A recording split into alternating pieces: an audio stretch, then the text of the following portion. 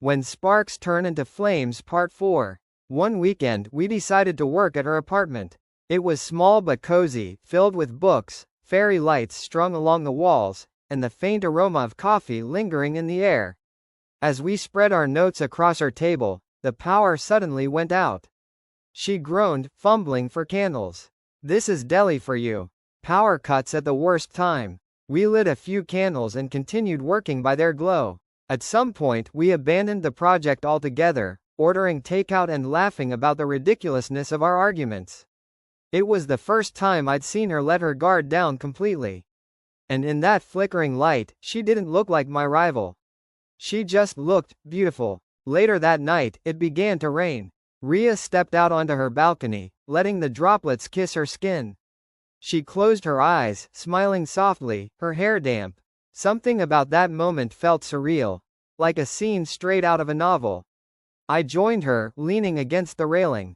We didn't speak. We didn't need to. The silence was enough, filled only with the sound of raindrops hitting the earth.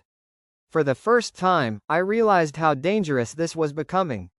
Because somewhere between the arguments and the laughter, I was beginning to fall for her. Weeks passed, and the project neared completion. But by then, our dynamic had shifted entirely. We still argued, sure, but it was different now. Teasing, playful, almost affectionate. At the university's cultural fest, I saw her with her friends, laughing in a way that lit up the entire courtyard.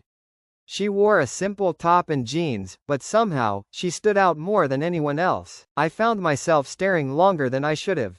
When she caught me, she raised an eyebrow. "What?" "Nothing," I muttered, looking away too quickly. But my heart betrayed me, beating louder than ever. One night, she came over to my place to finish the presentation slides.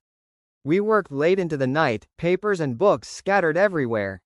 At some point, we ended up sitting side by side on the couch, closer than we'd ever been.